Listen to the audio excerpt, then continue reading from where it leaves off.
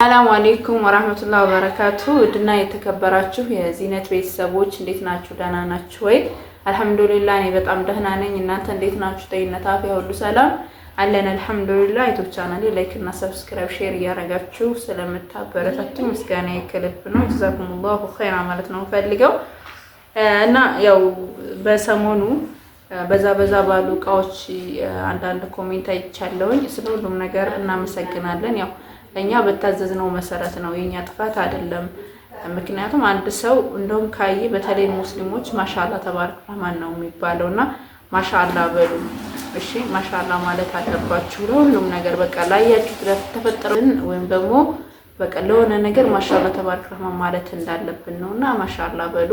ከዛም በመቀጠል ደግሞ ሌላው ምላችሁ ነገር ምንድነው፣ እቃ ሲያዙ እነዚህ እህቶች አስበውበት ወስነው እንደገና ደግሞ ቦታም እንደዚህ የለቃቸው ማስቀመጫ ስላላቸው እንደዚህ ስለሆነ ያን ያክል እናንተ የሚረብሽ ነገር ይኖራል ብዬ አላስብም።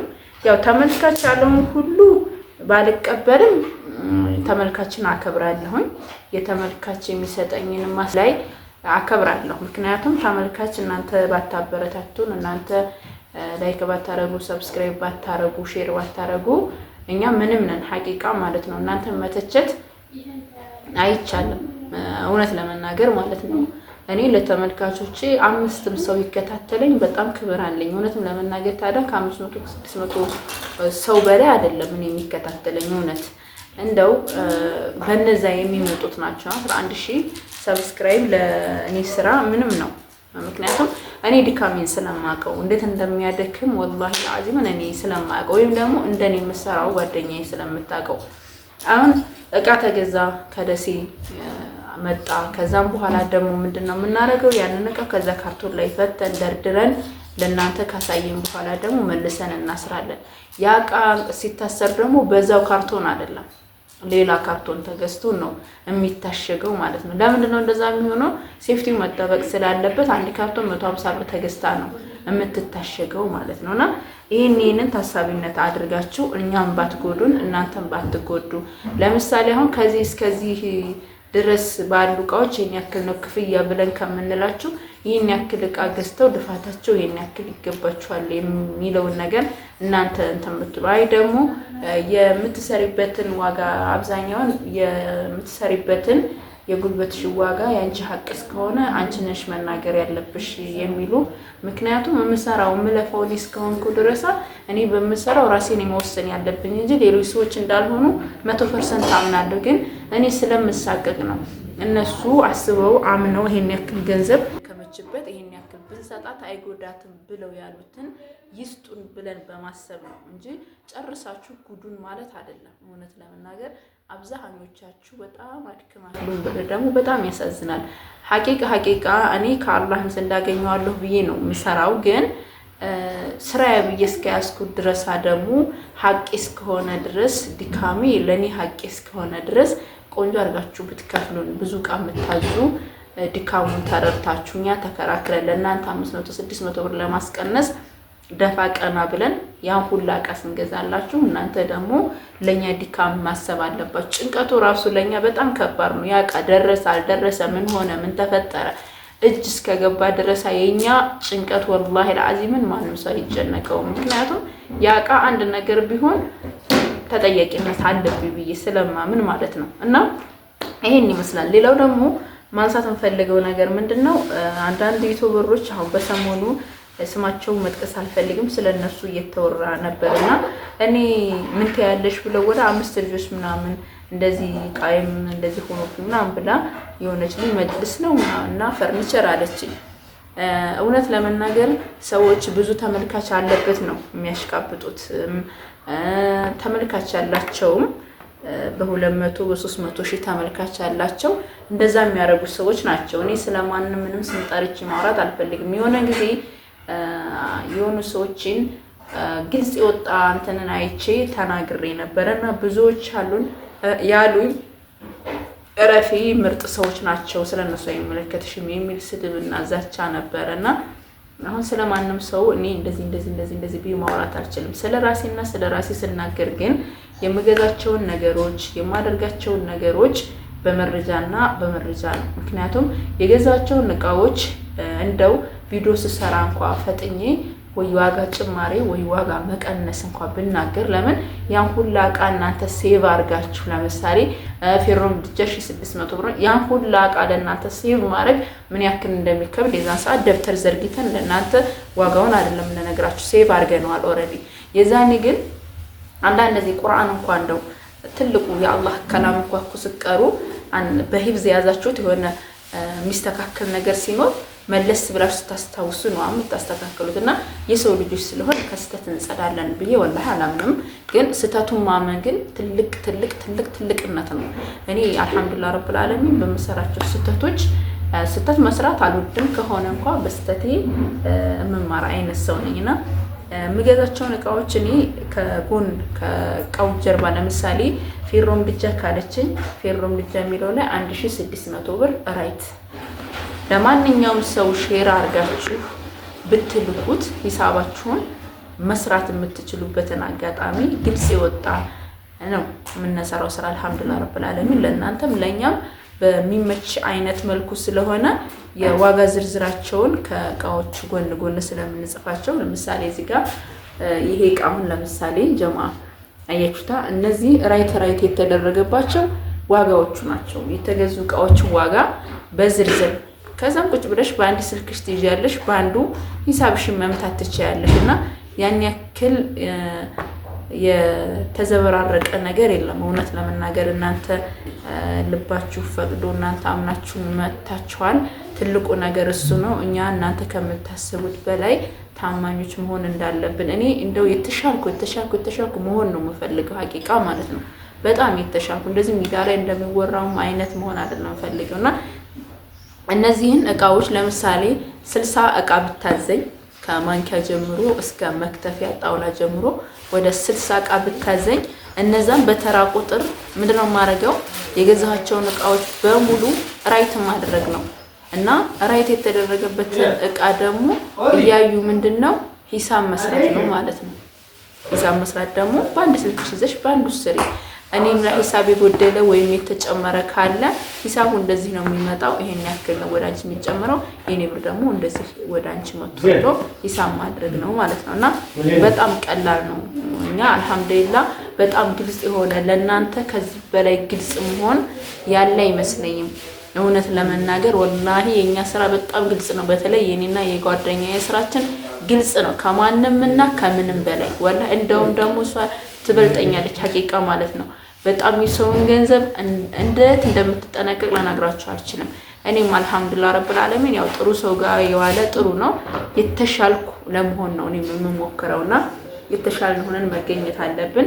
በሶስተኛ ደረጃ ደግሞ ማንሳት የምፈልገው ነገር ምንድነው የሆነ ቃል ልትገዙ ስታስቡ መጣችሁ ዋትስአፕ ላይ ሰላም አለይኩም ሰላምታ ካቀረባችሁ በኋላ ከዛም የምትፈልጓቸውን እቃዎች በዝርዝር ነው እኔ ደስ ይሉኛል ሀቂቃ እምችሉ ከሆነ ነው መጻፍ ካልቻላችሁ ምንም ማለት አይደለም። እቃችሁን በዝርዝር ካስቀመጣችሁ በኋላ አካውንት ላካል ብራችሁን ታስገባላችሁ። እንዲገባኝ እንድታስረዱኝ የፈለጋችሁት ነገር ካለ ባንደበታችሁ ግን አብዛኞቻችሁ ደውላችሁ ባንደበታችሁ ብዙ ነገር መግለጽ አትችሉ ማለት እኔም አውቀዋለሁኝ ፍራቻ አለ።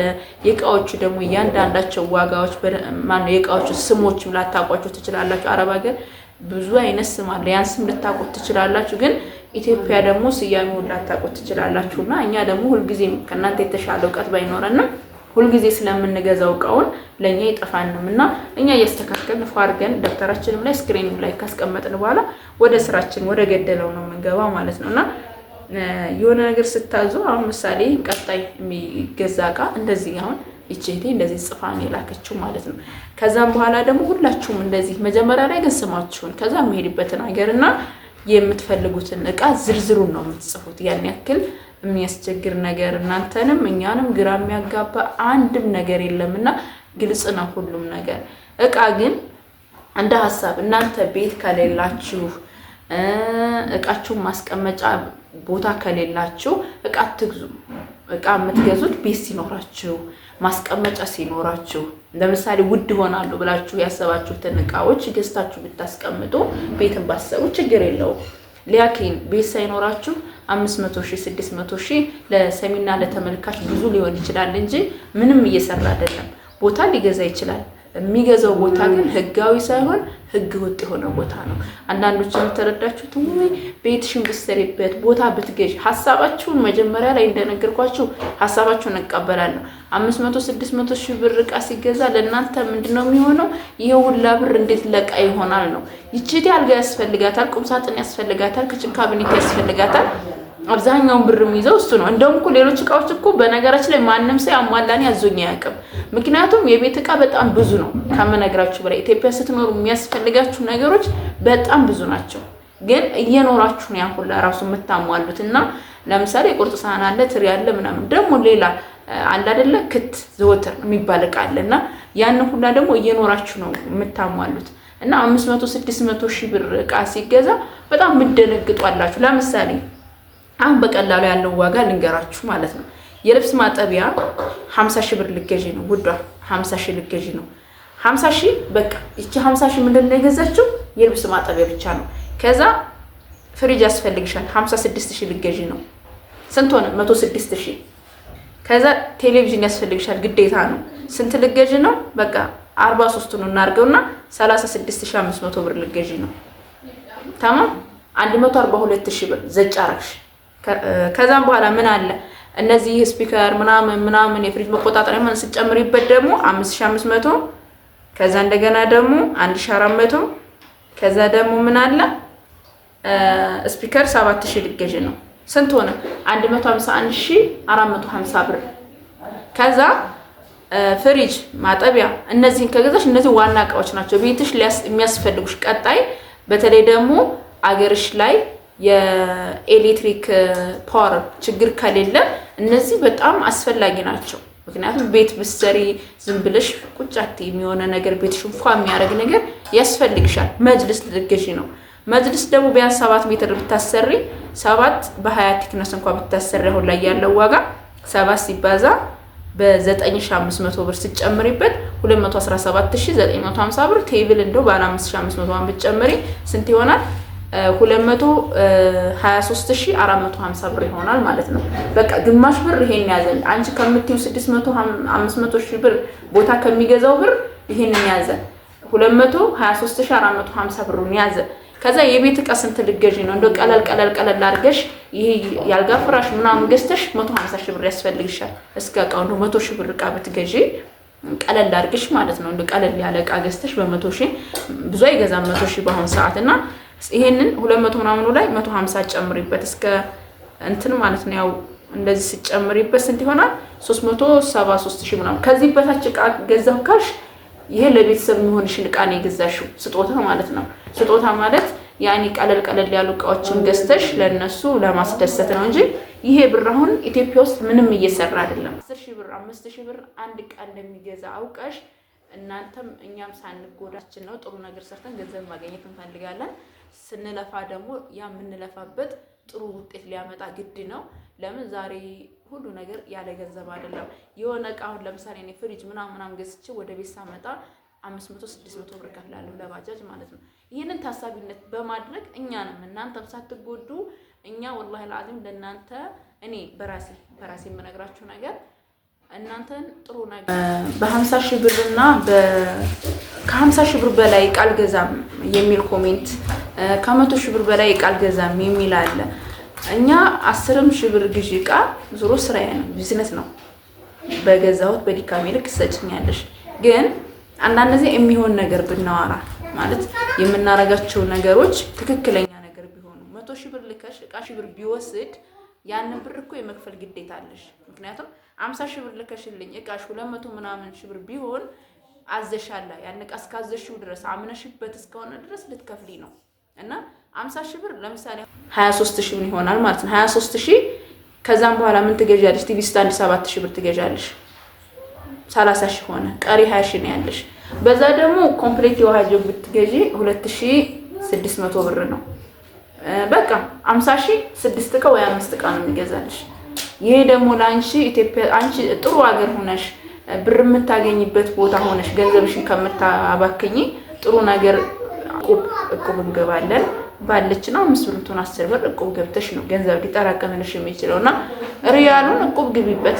እቁብ ገብተሽ ደግሞ እየሰራሽ ያንን ትከፍያለሽ፣ ብርሽን የሆነ ዕቃ ታሟሊበታለሽ። ይሄንን ዘዴ ብትጠቀሚ እኔ እመክራለሁ። ለሁላችሁም ቢሆን ጥሩ ነገር ከማሰብ ውጭ ከኛ ጋር ተንኮል የለም። አልሐምዱሊላህ ወደፊትም አይፈጠርም። ምናልባት ተመልካች በዝቶ ትእዛዙ ማሻአላህ ተባረከ ነው። ትእዛዝ አሁንም አላነሰኝም። አልሐምዱሊላህ ረብል ዓለሚን አላህ ይዝሩ ጌታ ያርገኝ። ለፍ በጣም የሚወዱኝ የሚያከብሩኝ የሚያበረታቱኝ የማያዘኝ የለም። አልሐምዱሊላህ የነሱን ራሱ ሀቅ ለጠብቀው። ግን ተመልካች ሲበዛ ምናምን ብላችሁ ለምትሉት ደግሞ እኔ በተመልካች እናንተን አልቀይራችሁም። ኢንሻአላህ ስለ ሁሉም ነገር ስላለው ነገር በጣም አመሰግናለሁ። ክበሩልኝ። ጀዛኩሙላህ ኸይር። ሰላም አለይኩም።